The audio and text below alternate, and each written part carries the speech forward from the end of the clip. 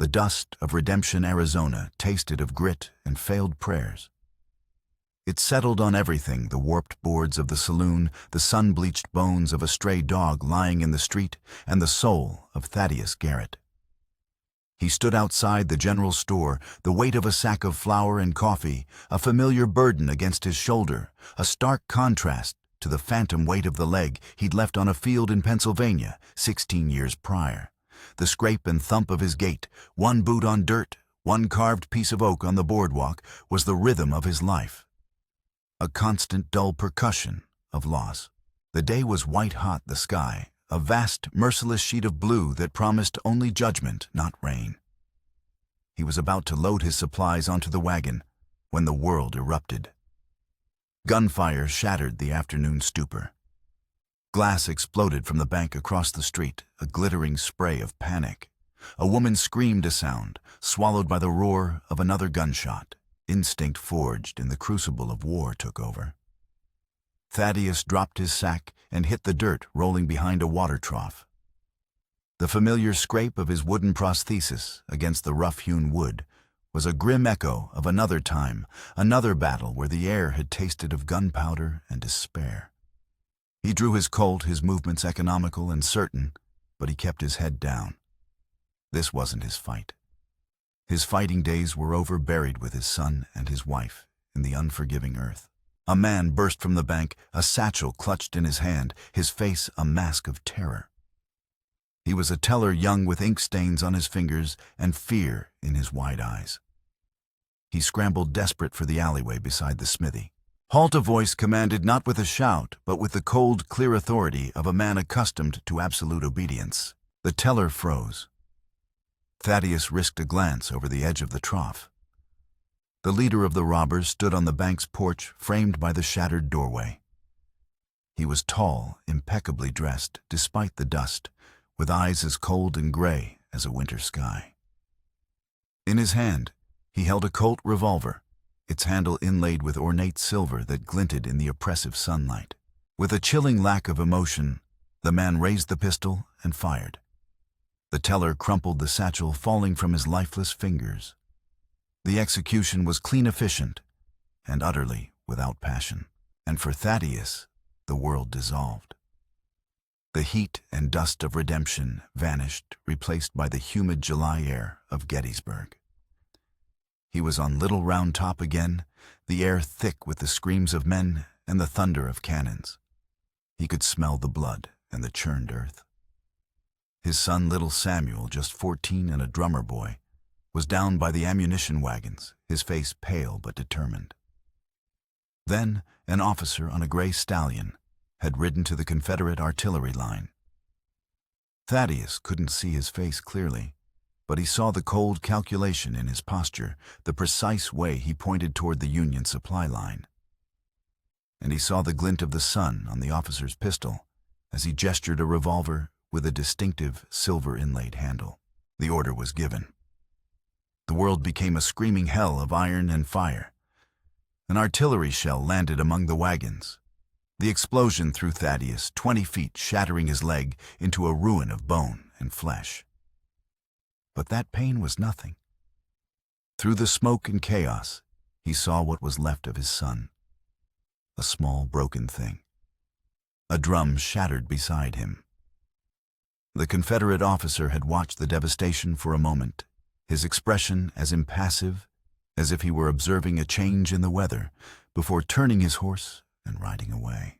Thaddeus gasped, the Arizona sun searing his eyes as reality crashed back in.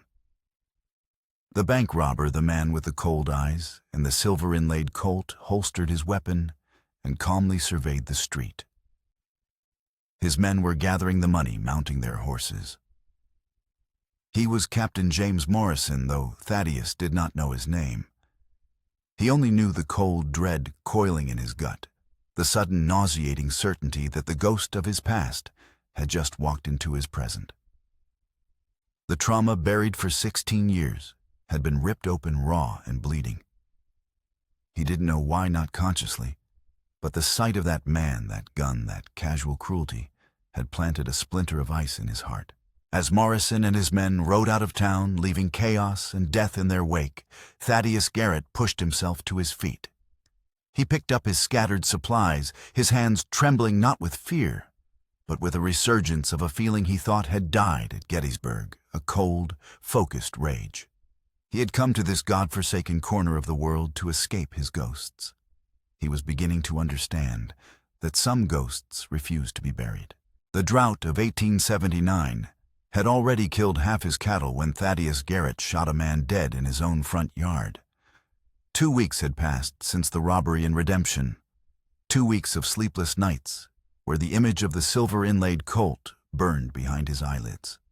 The isolation of his ranch, usually a comfort, had become a pressure cooker for his resurrected grief. He spent hours meticulously cleaning his Springfield rifle, the rhythmic motion a way to keep his hands from shaking, his mind from replaying the cannon blast that had stolen his son. He would trace the rim of a whiskey glass while staring into the fire, his mind miles and years away, lost in the smoke of a battlefield he could never truly leave. This morning, the bounty hunter had been creeping toward the barn. Winchester raised when Thad's first shot caught him square between the shoulder blades. The man stumbled forward, turned with surprising speed, and managed to fire once before Thad's second bullet found his throat. Thad approached cautiously, the awkward scraping rhythm of his gait, a familiar discomfort on the hard-packed earth. His colt was still trained on the dying man. Blood bubbled from the bounty hunter's lips as his eyes locked onto Thad's. "Morrison, we'll burn this place to the ground when he finds out." He wheezed, fingers clawing at the dust. "And the senator. He'll bury you alive." "No." "What's Morrison want on my land?" Thad demanded, pressing the barrel against the man's chest. The name sent another chill through him, connecting the faceless horror of his past to the immediate threat in his yard. The bounty hunter's laugh became a wet gurgle. "Not what? Who?" His eyes rolled toward the barn before the light in them faded completely. Thad holstered his weapon and knelt awkwardly, the ache in his stump a dull throb. He searched the dead man's pockets and found what he expected, a bounty notice with crude sketches of 2 Apache women, extraordinarily tall, with distinctive features. One had a scar across her face. The reward, $500 each, dead or alive. The authorization was signed by Captain James Morrison, U.S. Cavalry. He also found something unexpected, a folded map of Apache territory with military markings and a handwritten note. Confirmation required before relocation plan proceeds. The name Morrison now had a rank and a context. A U.S. cavalry captain. The man from the bank. The man with the silver-inlaid colt. The ghost was taking shape. After burying the bounty hunter in a shallow grave behind the corral, a task made grueling by the baked, unforgiving earth. Thad limped to the barn, Springfield rifle in hand. He pushed open the heavy door, letting a spear of sunlight cut through the dusty air. "Whoever's in here, I ain't in the mood for games." He called out, his voice a low growl. "Come out and we'll talk civilized." For a moment, nothing moved. Then from the shadowed corner, a voice low and steady with the distinct, precise accent of an educated Apache replied, "We mean no harm to you or your home." 2 figures emerged from behind his hay bales. Thad had encountered Apache before, fought them, traded with them, but these women were unlike any he'd seen. The taller one stood at least 6'4", with a regal bearing that seemed to fill the barn despite her ragged buckskin dress. Her companion, scarred across the face and missing her right eye, was still an imposing 6 feet. Both moved with the fluid grace of predators' muscles, shifting beneath bronze skin with coiled, lethal potential. "You're the ones Morrison's hunting." Thad stated, his rifle steady. The tall one nodded. "I am Nalish. This is Dispa." She gestured to her scarred companion. "We ask for 1 night's shelter. By tomorrow, we will be gone." Thad's finger rested lightly on the trigger.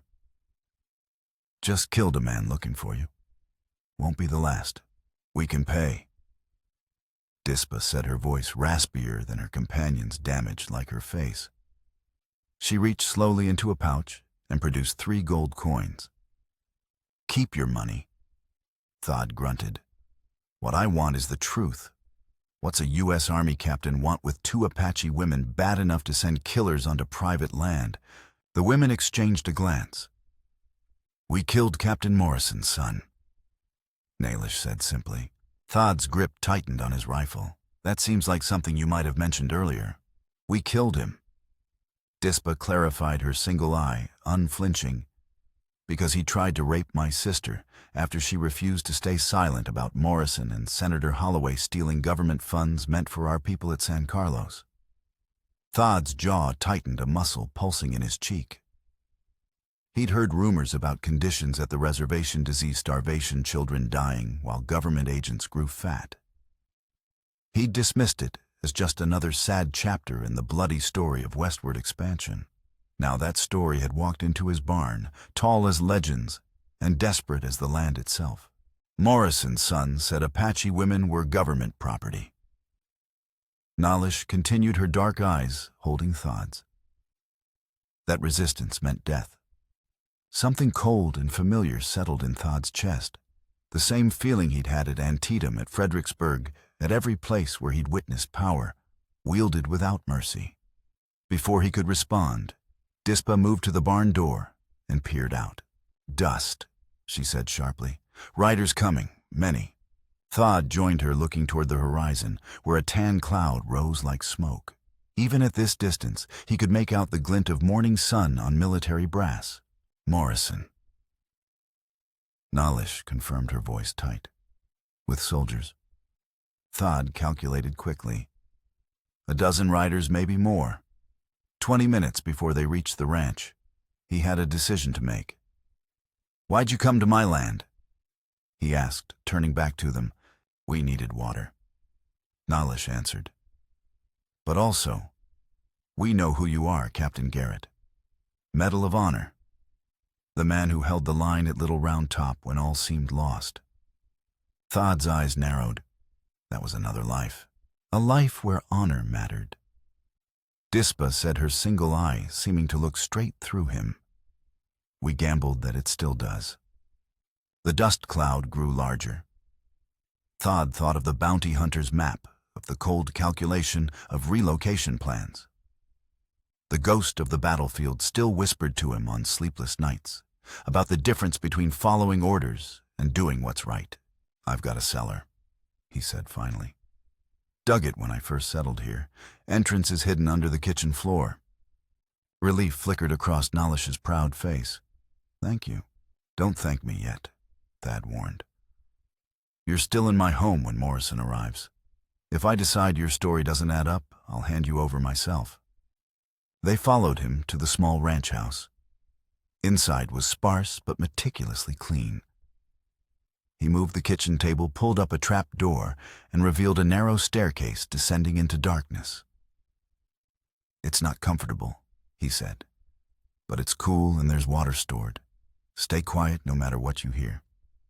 As the women descended, Dispa paused.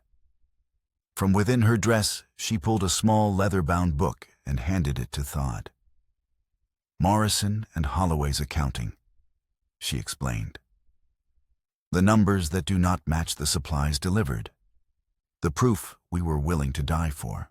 Thad took the book, weighing it in his hand. "Get below," he said gruffly, "and pray your conscience is cleaner than mine." He replaced the trap door, slid the table back, and had just poured himself a whiskey when the first riders entered his yard. Through the window, he watched as a large man with a thick mustache and the same cold gray eyes from Redemption dismounted. Captain James Morrison had arrived, 12 cavalrymen at his back, all armed and looking like they hoped for trouble. Thad took a long swallow of whiskey, checked his Colt, and stepped onto his porch to face whatever reckoning had come. "The Morrison," he called out deliberately, leaving off the rank. "What brings the U.S. cavalry unannounced onto private property?" Morrison's eyes narrowed as he took in Thad's wooden leg, the gun on his hip, the hard set of his jaw. "Captain Garrett," He replied, his voice a smooth, educated baritone that dripped condescension. Or is it just, Mister, now that you've chosen to become a hermit? Your war record is the stuff of legend. Such a shame to see a legend reduced to dirt dust and, well, whatever this is. It's get to the point or get off my land. Thad replied evenly. Morrison's smile never reached his eyes. We're tracking 2 dangerous fugitives, Apache women who murdered my son. My scouts tracked them to this area. He gestured to the barn and outbuildings. I'll need to search your property. Got a warrant? Thad asked. Don't need one. Military jurisdiction when pursuing hostiles. Not on private land owned by a U.S. citizen, it ain't, Thad countered. My war record still affords me some courtesy, I'd expect. A muscle twitched in Morrison's jaw. Your war record won't mean much if you're harboring murderers, Garrett. The standoff stretched between them 12 rifles against one old soldier with a wooden leg and a stubborn streak. Then a voice called from behind the house. The tracks lead south, Captain. 2 horses moving fast. A lean Apache man in a cavalry scout's uniform emerged from behind Thad's house. He wore the blue uniform uneasily, like a second skin that didn't quite fit. Running Wolf. Morrison acknowledged with visible distaste. You're certain? The scout nodded once. Fresh tracks, not more than 2 hours old. Thad maintained his neutral expression, but his mind raced. Who was this scout, and what game was he playing? The women had arrived on foot. Morrison turned back to Thad, studying him. Seems your property is clear, Garrett. For now. He mounted his horse with practiced ease. But I'll be stationing men on the road. Any travelers passing through will be thoroughly questioned. Your jurisdiction ends at my property line, Thad reminded him. Morrison's smile was as cold as winter.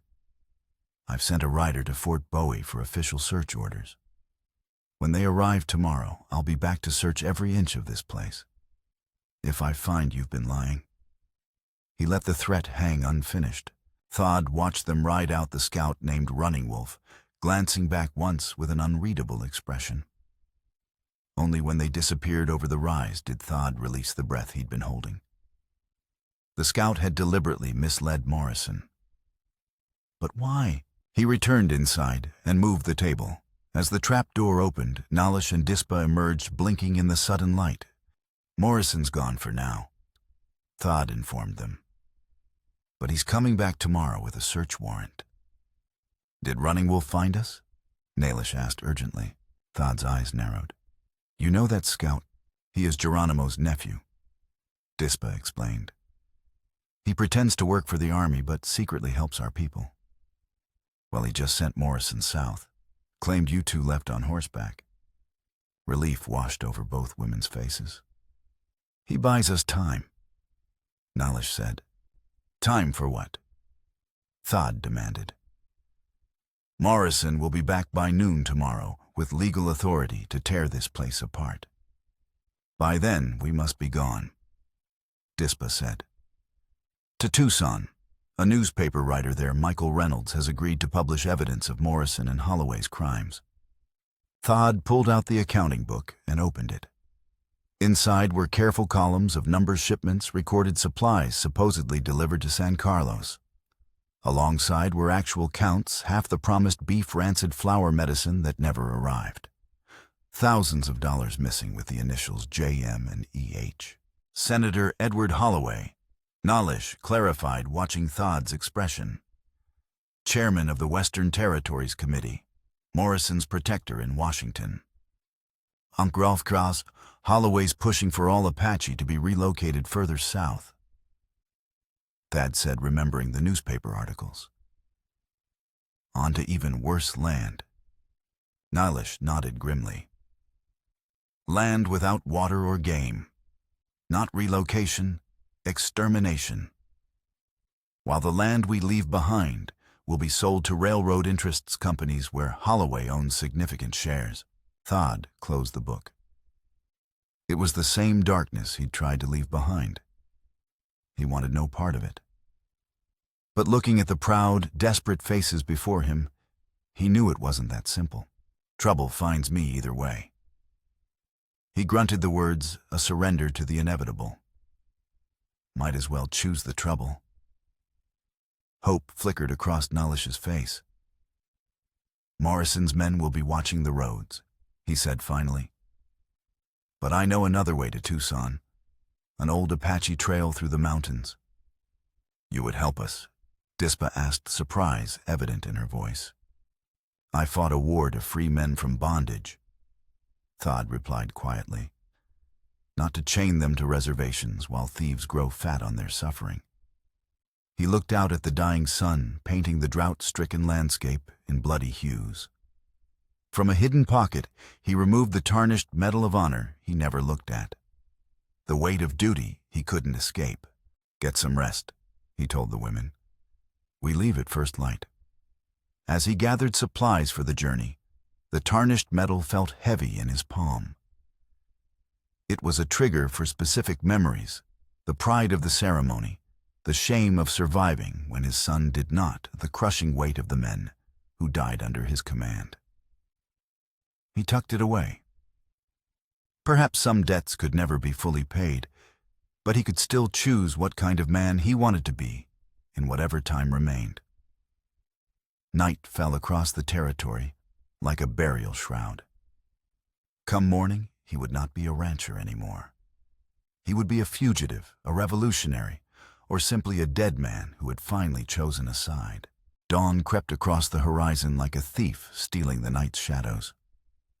Thad, already awake, watched from his porch as the land transformed from silver-black to dusty gold. He'd spent the night studying Morrison's ledger, and with each fraudulent entry, a cold anger grew. He was coming with them. Someone had to make sure they reached Tucson, and it might as well be him. Besides, his ranch was as good as ash. Morrison was not a man who forgave. As they prepared to leave, Running Wolf appeared at the edge of the property, a lone figure emerging from the tree line. Morrison grows impatient, the scout said without preamble. His search warrant arrives by noon. He plans to burn the ranch if you resist. How'd you slip away? Thad asked, his voice rough with suspicion. A ghost of a smile touched Running Wolf's lips. Volunteered to scout the back trails. They trust me to find Apache tracks because I am Apache. They forget this also means I know how to hide my own. He explained Morrison's roadblocks, confirming that the old path through Thunder Canyon was their only route. Why risk yourself? Thad asked. The scout's eyes hardened. The book Dispa carries documents more than stolen money. It proves Morrison ordered the slaughter of 37 women and children last winter, then blamed it on renegades. My family was among them. A heavy silence fell. Finally, Thad extended his hand, which the younger man clasped firmly. I will return to Morrison, Running Wolf said. Tell him I found signs you fled west toward California. It will buy you 1 day, perhaps 2. After a brief solemn exchange with Nalish in Apache, he mounted and rode away. What did he say? Thad asked. That the spirits of our ancestors ride with us. Nalish translated then more quietly. And that if we fail, he will ensure Morrison dies screaming.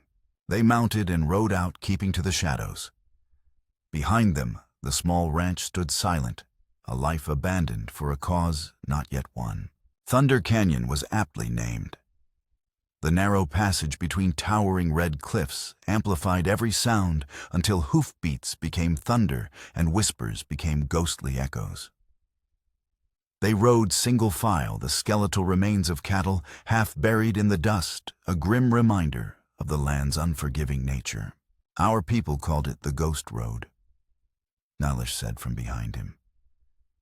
It was said that only those with pure hearts could pass through safely. Guess we'll find out what kind of hearts we have. Thad grunted. By midday, they halted in a small clearing where a spring bubbled from the rock face. As they shared dried beef, Thad learned more about his companions. Nalish, educated by missionaries who had hoped to erase her culture, had instead turned their tools into weapons. Dispa, a Navajo taken in by Nalish's family, was a warrior forged by trauma.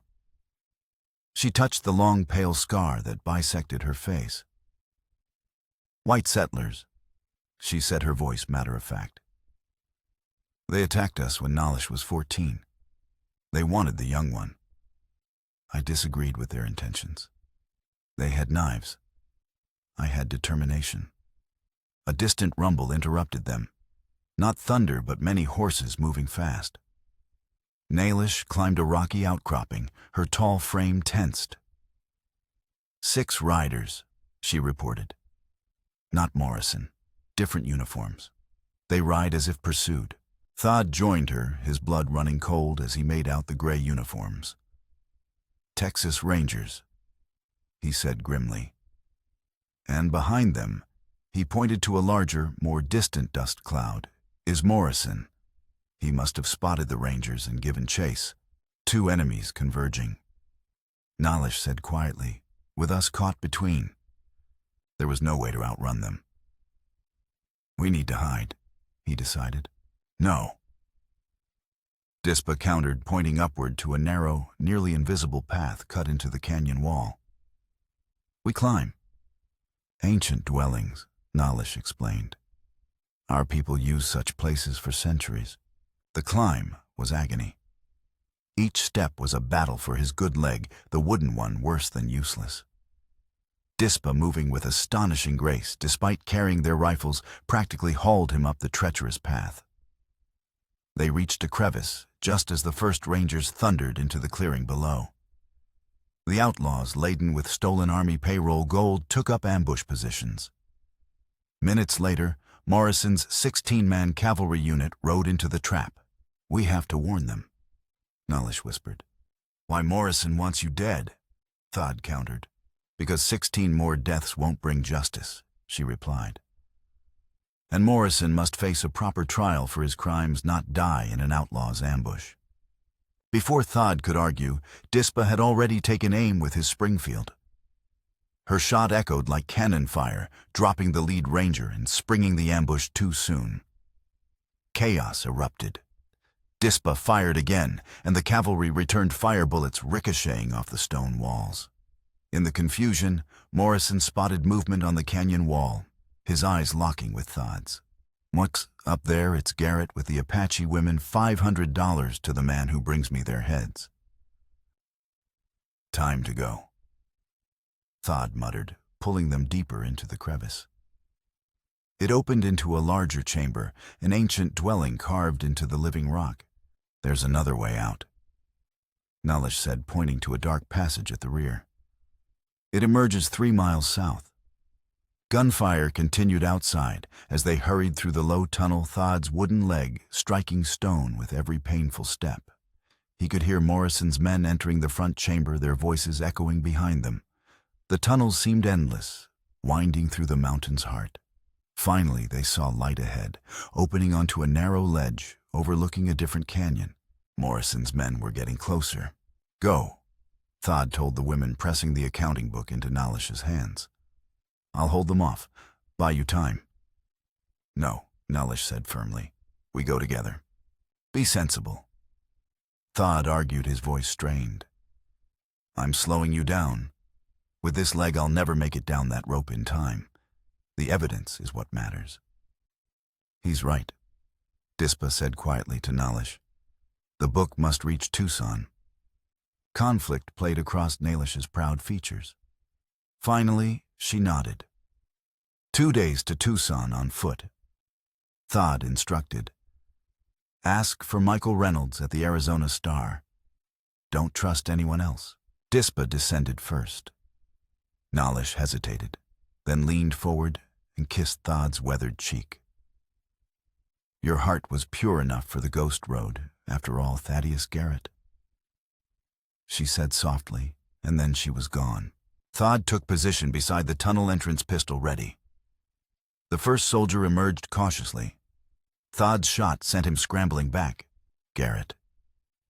Morrison's voice boomed from the tunnel. Surrender the women, and I might let you live. Come and get them, Thad called back. He held the tunnel entrance for 10 minutes. Below he saw Nalish and Dispa moving along the creek, gaining distance. Then a searing pain tore through his side. A bullet had found its mark. You're hit, Garrett, Morrison yelled. It's over. Thad checked his ammunition. 3 bullets left. Not enough. Rush him, Morrison ordered. 3 soldiers burst from the tunnel. Thad dropped one, but the others were on him. A rifle butt struck his temple, and the world went dark. He awoke to Morrison standing over him, a triumphant smile on his face. Captain Thaddeus Garrett, Morrison said. Medal of Honor winner, and now a traitor. Thad spat blood. Only traitor here is you, Morrison. Morrison's boot connected with Thad's wounded side. Through a haze of pain, Thad saw Dispa's rope still dangling. Morrison's men would be on their trail in minutes. He needed another diversion. They're headed for Mexico. Thad gasped, a desperate plan forming. Taking the evidence to Geronimo. Planning an uprising. Uncertainty flickered across Morrison's face. What evidence? Your ledger, Thad coughed. Records of every theft, every murder. Your name, Holloway's name. Everything. It was a bluff, but he was betting on Morrison's paranoia. It worked. Morrison, fearing a political firestorm more than a local skirmish, split his forces, sending the bulk of his men on a wild goose chase southwest, toward a place called Tucker's Crossing, Phillips. Morrison barked to his sergeant. Take 10 men ride for Tucker's Crossing. Cut them off before they reach the border. Davis Matthews, stay with me. We're taking Garrett back to Fort Bowie for interrogation. As they bound him to a horse, Morrison knelt beside him, his voice low and menacing. If you're lying to me, Garrett, I'll personally see that they peel the skin from your back, one strip at a time. Something to look forward to. Thad replied through gritted teeth. They rode out of the canyon as the sun began its descent. Every mile north toward Fort Bowie was another mile of safety for Nalish and Dispa heading east to Tucson. He had chosen his side, and as darkness fell across the desert, he prepared to pay the price. Fort Bowie squatted on the landscape like a predator. Thad, barely conscious, was dragged from his horse and thrown into a stockade cell. The fort's doctor, a weary man named Perkins, patched his wound, his expression revealing a deep distaste for his commander. Morrison instructed me to ensure you survive the night. Perkins said, his voice quiet. Though I suspect his concern is not humanitarian. He confirmed Morrison had ridden out at dawn, pursuing the false trail to Mexico. Before leaving, he gave Thad a piece of vital information. There's a telegraph operator here, a young fellow named Sullivan, sympathetic to the Apache. If you had a message that needed sending, in the adjacent cell, an elderly Apache chief, Nahil, lay dying of pneumonia. He had overheard their conversation. You know Nalish, he said once they were alone. It was not a question. He hunts my granddaughter with uncommon hatred. Nalish was his granddaughter. The revelation solidified Thad's resolve. Together they hatched a desperate plan. Near midnight, Thad feigned weakness, luring a young guard, Private Wilson, to the bars. He grabbed the boy, his voice a low threat. This is wrong, and you know it.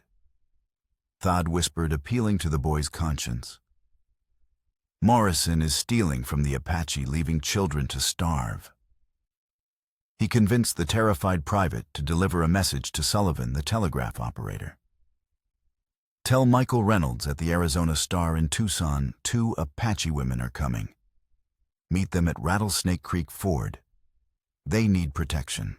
The message was a shot in the dark, a fragile thread of hope cast across 50 miles of hostile territory. Dawn arrived with the jangling of keys. Morrison, having returned empty-handed and furious from his fruitless chase, had Thad dragged to an interrogation room. They strung him up by his wrists, the position putting agonizing pressure on his wounded side. Sergeant Donnelly, a man with the hands of a butcher, went to work. Thad endured. He had survived Libby prison. He would survive this. But then they brought in Chief Nahil. Now perhaps you'll be more forthcoming when it's someone else suffering, Morrison suggested. Nahil met Thad's eyes. Do not speak, wooden leg warrior, he said in Apache. My journey is nearly complete, but Thad couldn't watch the old man be tortured. Wait, he gasped. He fed Morrison another lie, a detailed story about an escape network to Nogales, complete with names of smugglers and locations of documents, all false. Convinced, Morrison gathered another detachment and rode out immediately, leaving Thad hanging in the dark, windowless room to die. Hours or days later, the door scraped open. It was Dr. Perkins. Christ almighty, the doctor muttered, seeing Thad's condition. You look 3/4 dead. He gave Thad water and tended his wounds, which were now badly infected. Your message reached Sullivan, Perkins said quietly. He sent the telegraph and received a reply. Reynolds got the message. He's sending men to meet the women. Hope flared in Thad's chest, only to be extinguished. But there's more. Perkins continued, his face grim. The women never arrived. They were intercepted 10 miles outside the city by Senator Holloway's private contractors. They caught Nalish. The scarred one, Dispa, escaped with the evidence. Nalish was being held at Holloway's ranch outside Tucson. The senator himself was due to arrive from Washington the next day to oversee her interrogation. I need to get out of here. Thad said, his voice a raw whisper. In your condition, you wouldn't make it to the gates. Perkins argued. Then I'll die trying.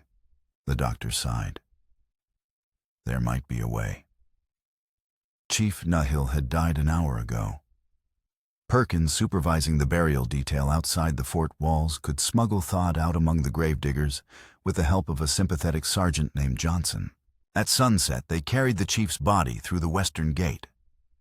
Thad, disguised in a filthy blanket, hobbled alongside them. Once out of sight of the fort, Sergeant Johnson gave him a crude crutch, a revolver with 6 bullets, and a hand-drawn map to Holloway's ranch. My brother was stationed at San Carlos. Johnson said, his voice hard. He wrote me about the conditions before he died of fever. He was gathering evidence. Do us all a favor and stay alive, Captain. They left him there, a lone, broken figure, turning his face toward the 50 miles of desert that lay between him and Tucson. The first step was agony. The second was no better. But he kept moving, a ghost, walking away from a graveyard, heading into the gathering darkness of the Arizona night. The journey was a fever dream of pain and relentless will. Thad pushed himself through the night, collapsing at dawn in the meager shade of a stunted mesquite. Dehydrated and bleeding, he was on the verge of death when 3 Mexican traders led by an older man named Diego Vargas found him. Wary at first, their suspicion turned to sympathy when Thad offered a gold coin, and they recognized him as the man the army was hunting.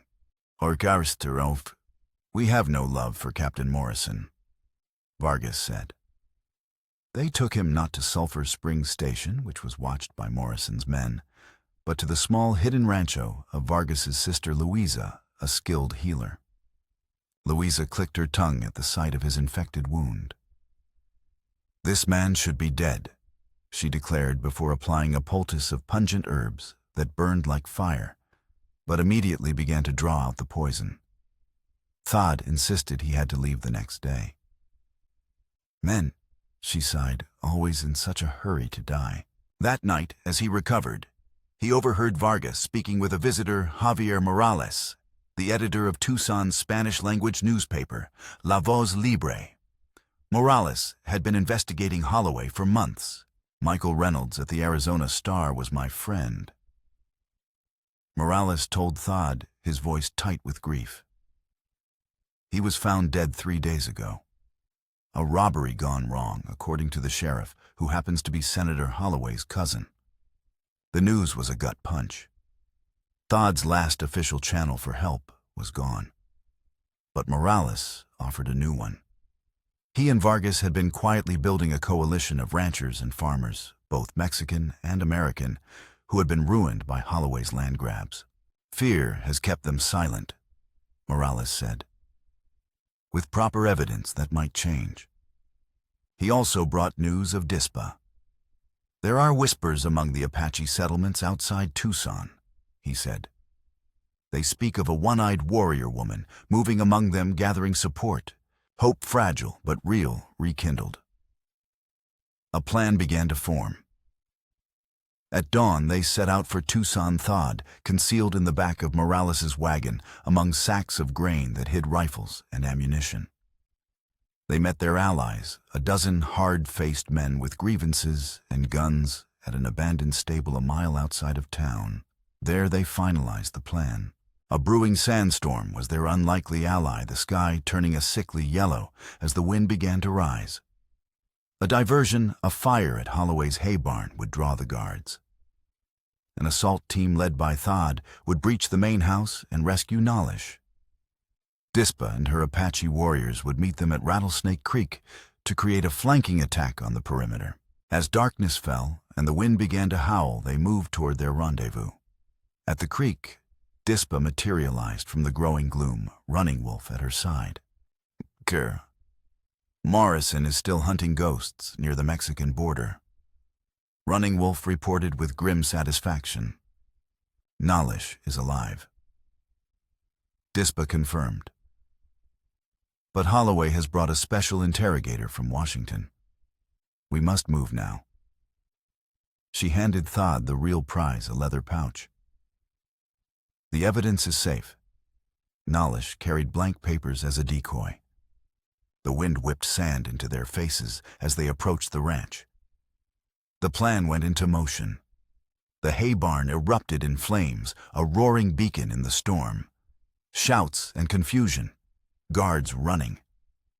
Under the cover of the chaos, Thodd, Vargas, and Morales slipped into the main house. They found Nalish in the study, bruised but defiant, tied to a chair before Senator Holloway. The senator, a man of aristocratic composure, was attempting to negotiate. When Thodd stepped into the room, Remington leveled at his chest. "Untie her," Thodd commanded. The standoff was shattered by a rifle shot from outside. The window exploded. The Pinkerton interrogator crumpled. More gunfire peppered the house. "Morrison," Holloway whispered, his face pale with genuine fear. "He must have returned." Running Wolf appeared at the kitchen door. Morrison, 30 men, attacking from the west. They retreated into the maelstrom of the ranch yard, a chaotic battlefield illuminated by the blazing barn and lit by flashes of gunfire. Dispa's warriors clashed with Morrison's cavalry in the swirling sand. It was a three-way fight of utter confusion. Thodd saw Morrison advancing through the dust. "It's over, Garrett," he yelled. Then he saw Holloway stepping forward, hands raised. "Captain, thank God these men forced me." The crack of Morrison's pistol cut him off. Holloway collapsed, a loose end tied up permanently. "No witnesses," Morrison explained coldly, and ordered his men to kill them all. At that moment, the final horrifying piece of the puzzle clicked into place for Thaddeus. As Morrison turned, the glint of the firelight caught the silver inlay on his Colt. The same gun, the same cold eyes. The man who had killed his son. A primal roar of grief and rage tore from Thodd's throat. It wasn't about justice anymore. It was about Samuel. He raised his Remington, but a wave of dizziness from his wound made him stumble. He saw Javier Morales cornered, about to be cut down by two of Morrison's men. Revenge or salvation. He fired twice, dropping the soldiers and saving Morales, but giving Morrison the opening he needed. Morrison leveled his pistol at Thodd's heart. "I remember you," he sneered, recognition dawning in his eyes. "Gettysburg. The captain who couldn't protect his own boy. He died whimpering, you know."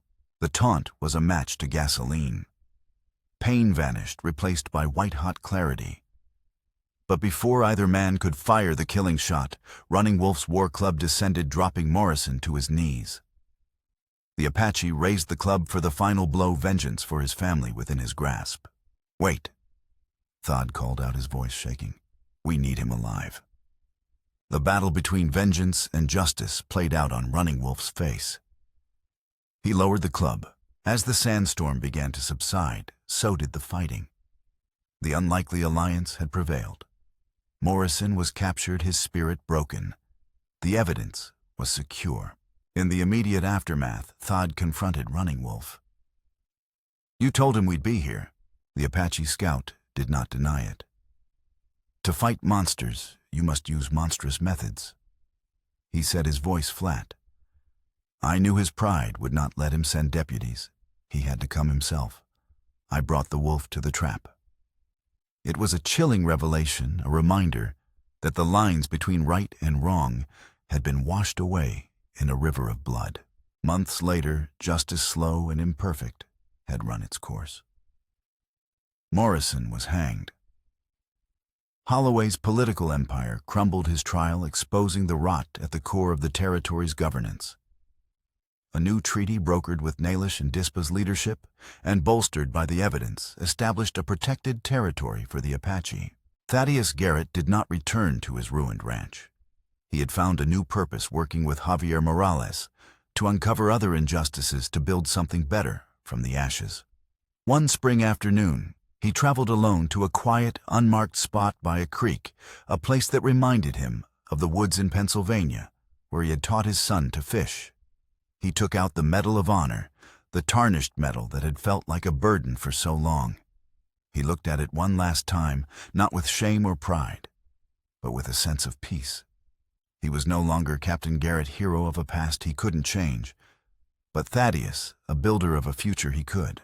He dug a small hole with his hands in the soft earth beside the creek and placed the medal inside.